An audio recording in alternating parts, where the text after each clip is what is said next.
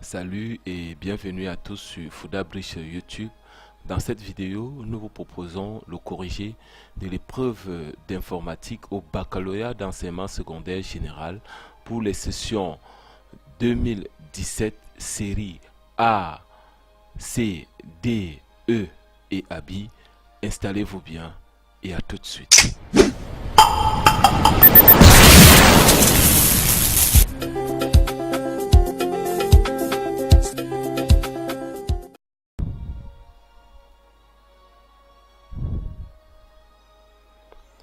Une fois de plus, merci à vous qui nous faites confiance, qui faites confiance à la chaîne Foudabriche sur YouTube. Voici l'épreuve d'informatique présentée à l'examen baccalauréat série A, C, D, E et ABI, session 2017 au Cameroun. Première partie, connaissance du matériel et réseau informatique, notée sur 7 points. Énoncé.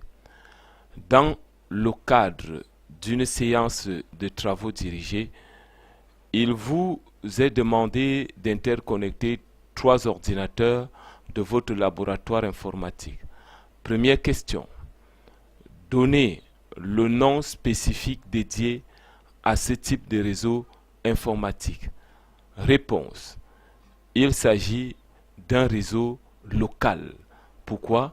Il s'agit d'un réseau local parce que les ordinateurs se trouvent dans la même enceinte géographique. Et étant donné que l'enceinte n'est pas très grande et que donc, la distance entre les ordinateurs ne sera pas grande, donc nous sommes dans le laboratoire informatique, c'est pour ça que nous considérons que c'est un réseau local ou encore un réseau de type LAN, tout simplement, comme ça. Vous avez un réseau de type LAN ou réseau local. Deuxième question.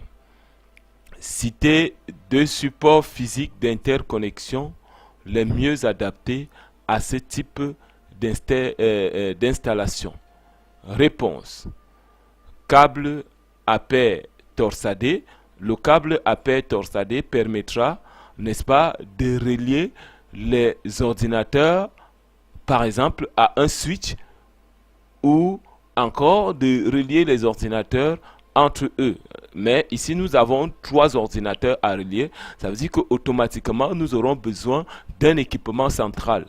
Et cet équipement central ici sera bien évidemment le switch ou le hub, mais de préférence un switch. Donc, nous aurons ici le switch qui sera l'élément central dans ce réseau et nous aurons le câble à paire torsadé qui permettra de relier l'ordinateur ou chaque ordinateur au switch. Troisième question, citez 4 types de données qu'on peut transmettre dans un réseau similaire. Réponse, dans ce type de réseau, on peut transmettre les données de type image, les données de type son, les données de type vidéo ou encore les données de type texte. Quatrième question. Les ordinateurs de votre réseau sont équipés de plusieurs types de mémoire. 2 points. Mémoire vive, mémoire morte, mémoire de masse et autres. Citez un exemple pour chaque type de mémoire suscité. Alors, réponse. Mémoire vive, nous avons la RAM. Mémoire de travail, nous avons tout ce qui est comme mémoire ROM. Mémoire de travail, mémoire morte, pardon. Mémoire morte, nous avons tout ce qui est comme mémoire de lecture exclusivement, comme par exemple les CD, les CD-ROM, les DD, les DVD-ROM ou encore les mémoires EPROM et autres. Mémoire de masse, disque dur, mémoire de masse ou encore mémoire secondaire. Question 5. La 3e génération de téléphonie mobile, notée 3G, offre une gamme de services multimédia nommée trois exemples de ces services. Réponse. Le service web ou encore Internet, le service réseau sans fil ou encore Wi-Fi, GPS, Bluetooth et autres. Le service photographie ou encore images et vidéos. Sixième question. En trois lignes, donnez la différence qui existe entre les deux notions informatiques suivantes. Bande passante et débit. Réponse.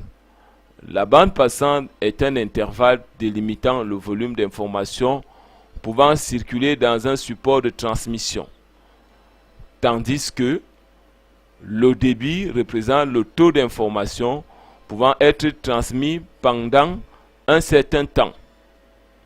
Donc, la bande passante, c'est le volume ou alors la quantité d'informations ou de données, alors que le débit, n'est-ce pas, c'est le taux d'information transmis en un temps bien précis. Deuxième partie de l'épreuve, notée sur 7 points, logiciel d'application et programmation.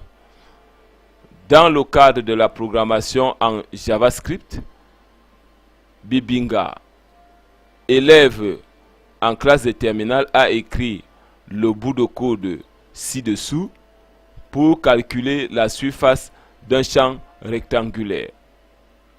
Voici le bout de code. Nous voyons là qu'il s'agit d'un document HTML puisque nous avons HTML ici en tête.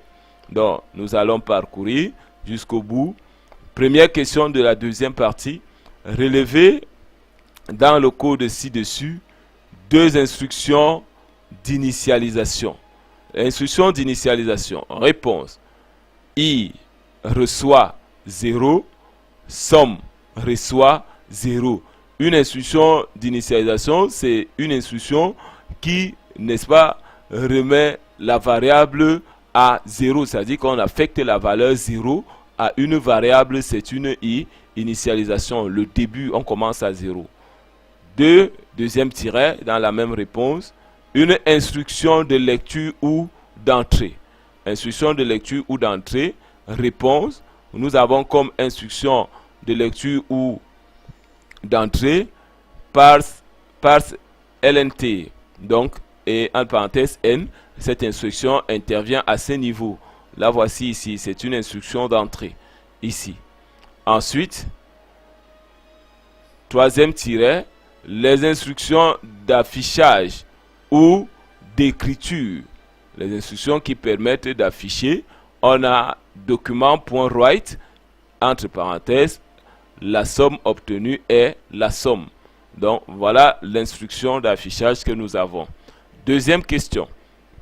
Indiquez l'endroit de la page HTML où le code de JavaScript a été inséré. Donc, nous rentrons ici. Nous voyons que voici le code de JavaScript ici. Il est bien délimité en rouge ici. J'ai délimité en rouge là.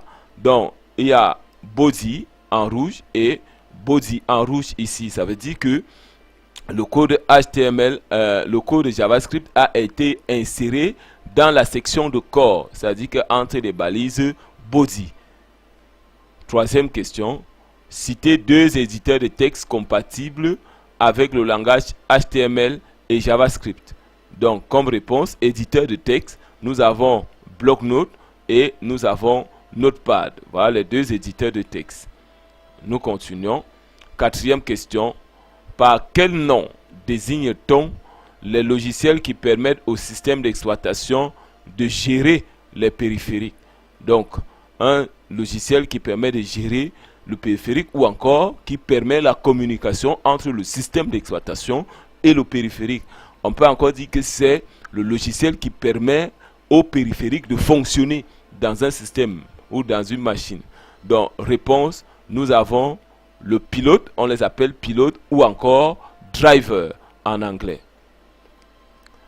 Cinquième question. En trois lignes au plus, justifiez l'affirmation. JavaScript est un langage qui s'exécute côté client. Réponse. On dit que JavaScript est un langage qui s'exécute côté client parce que ces instructions sont exécutées par le navigateur, ce qui implique le manque d'interactivité client-serveur.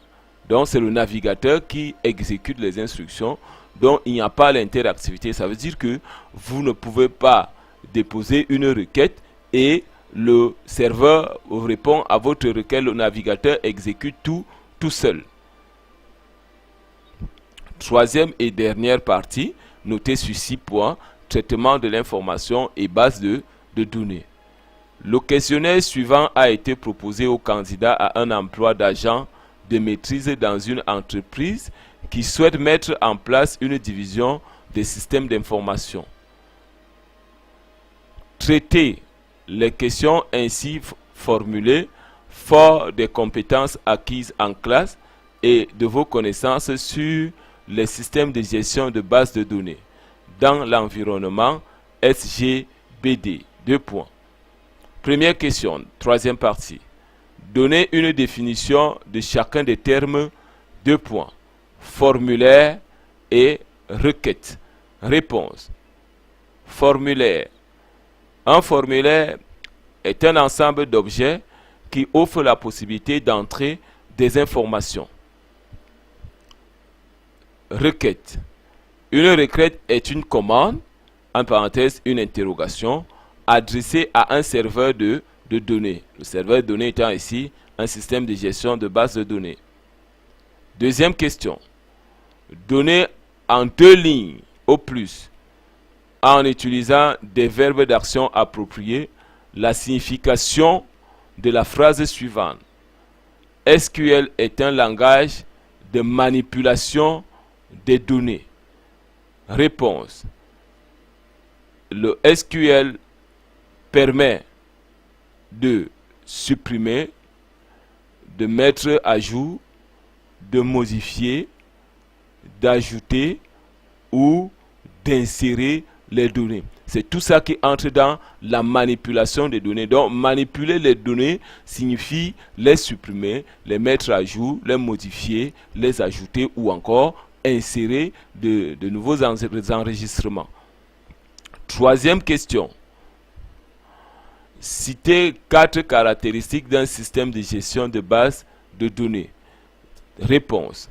La manipulabilité, la sécurité des données, le contrôle des accès, le contrôle de redondance ou encore la non-redondance, pour ne citer que ça.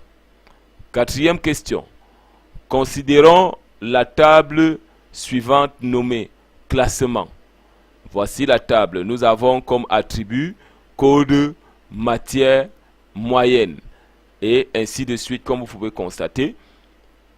Petit a, écrit le résultat de la requête SQL suivante. Select from classement where moyenne inférieure ou égale 15. Alors, si on s'en tient à la commande SQL qui est écrite ici, donc cette requête SQL, elle va nous demander quoi? Elle demande d'afficher à l'écran, dans la table classement,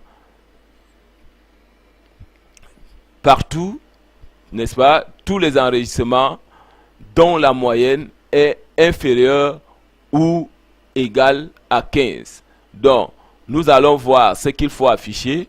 Nous avons cette moyenne inférieure ou égale à 15. Nous avons cette moyenne inférieure ou égale à 15. Nous avons cette moyenne inférieure ou égale à 15. Donc, ces 3 lignes-ci, donc celle-ci, elle sera affichée. Celle-ci également affichée. Et enfin, celle-ci également affichée. Parce que voici la condition ici, inférieure ou égale à 15. C'est pour ça que vous voyez réponse. Nous aurons R1 anglais 13, M1 informatique 15 et Q2 droit 12. Question B. Donnez la requête SQL permettant de renommer la table classement. Alors, la commande SQL qui permet de renommer une table c'est d'abord réponse, la commande alter que voici ici. Nous avons la commande alter. Nous ajoutons ici le nom de la table que nous voulons modifier. La table que nous voulons modifier ici, c'est la table classement. Donc, nous allons modifier la table classement. Donc, nous mettons donc alter classement pour modifier la table classement. Et ici, rename. Et dès que vous avez placé rename, le point de suspension ici, c'est à cet endroit que vous ajoutez, n'est-ce pas, au niveau des points de suspension ici, que vous allez ajouter le nom, que vous allez insérer le nom, le nouveau nom en fait. Donc vous ajoutez le nouveau nom ici.